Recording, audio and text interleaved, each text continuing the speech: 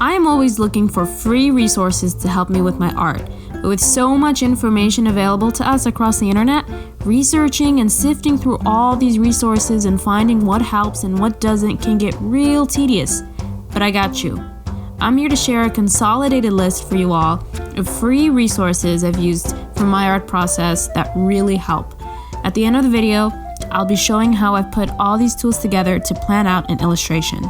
Before we get started, if you like what you see and haven't subscribed to my channel yet, then please hit subscribe and I'll be coming out some more art content soon. Let's get started. My go-to for design inspiration is characterdesignreferences.com.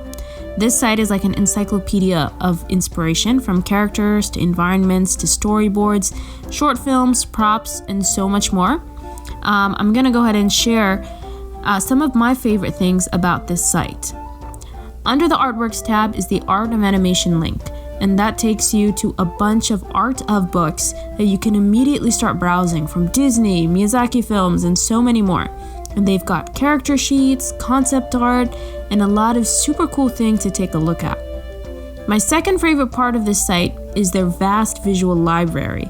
If you go under Visual Library and click on Library Directory, we've got a ton of boards to browse. From anatomy to specific character types, teenagers, animals, toddlers, knights. And if we click on one, we're taken to these carefully curated Pinterest boards with a ton of inspiration. And if we're looking for something quick, if you scroll to the bottom of the screen, there's an index with all the categories listed as well. And if you scroll even more down, you'll find a bunch of resources for freelancers, education and animation, commission information, and a lot more. So definitely utilize this site. Highly recommend. I know with Google search and Pinterest, it can be pretty tricky and confusing how much to reference from a photo. A simple way that I avoid this is by using websites with copyright-free images. One website I use for this is Unsplash. And these photos are free to use for reference without worrying about copyright and so on. Another site I use is Pixabay, and this site is really nice because you can choose to search for a photo, a video, illustrations, and a bunch of other things, which is pretty powerful.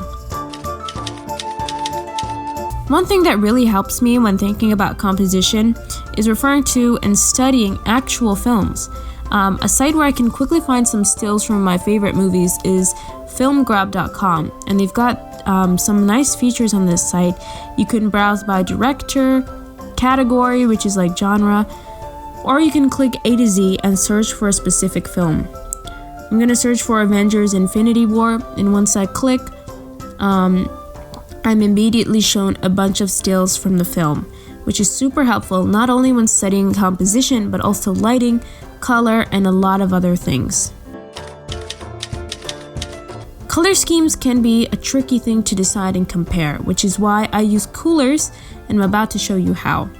Coolors has got 3 awesome tools that are super helpful to use, and the first one is the palette generator. It'll automatically generate 5 colors for you, and if you hit the spacebar, it'll show you a completely different set. Now this is the cool part. For each layer, you can basically either remove it, check the contrast, see different shades, save it, move it, copy its hex code, or lock it. And if you hit the spacebar again, it'll generate only the unlocked colors. A second thing you can do is simply browse ready-made color palettes and choose your favorite. And lastly, which is really nice, especially if you're making multiple pieces with a similar scheme, is the image picker. So I'm uploading an illustration I made of Boba Fett a little while ago, and it'll generate a color palette for me. If I scroll around, it'll pick up different parts of the image and create different variations. The last free tool I'm going to share before putting all these tools together is a mood boarding brainstorming organizational tool I use called Milanote. And Milanote is a lifesaver. I use it not only for art, but for homework projects and other personal things as well. Milanote's completely free, but I think you do have to sign up with an email. The way that it works is, and I'm going to show you with an assignment I did for a homework I had, you basically create a board and start organizing all your thoughts. In this case, it's a website, and I'll be showing you how to apply it to art in a minute. But basically, we've got an objective section with some bullet points, dropped a color scheme, reference links, and I've got a to-do list and inspiration board where I've pretty much copy-pasted what I wanted my design to look like. And another cool thing you can do is to create a board within a board, which is what I've done here. I've got a separate to-do list within my to-do list. And just a quick demo, everything is drag and drop, very user-friendly. You've got headings, text, arrows, links, etc. Now comes a fun bit. I'll be putting all these tools together to plan out my drawing of Draco Malfoy. This process I'd previously done for this drawing, but I didn't document it, so I'm sort of recreating it, basically doing the same thing that I did before. And keep in mind, this process can be used for developing original characters, and I think it would make more sense to apply to planning out an OC. This is just an example. So I've got the character description, color scheme, references, inspiration, and a to-do list. For his character description, I've jotted down a couple of his main traits I'll keep in mind as I plan out the illustration. For inspiration, I've pulled a couple pics from Pixabay and Unsplash, which is shown earlier, to get an idea of the vibe I was going for.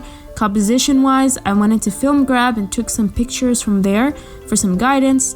For his color scheme, I've gone into Coolers and browsed through some palettes, and you can even filter palettes by specific color. So in this case, I've picked green. For character design references, I've gone into the first site, characterdesignreferences.com, and I've pulled a couple pics from their Pinterest boards. And I've added the links here for quick reference. And lastly, I just filled in a couple items in the to-do list. Eventually, with this character, I might want to create a turnaround, an expression sheet, and so on.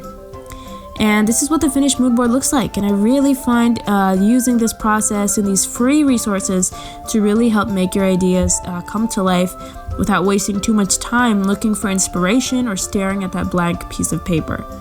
I hope you all enjoyed this video. If you did, please subscribe, like, and comment how you felt about the video. Thank you for watching, and I'll see you in the next video.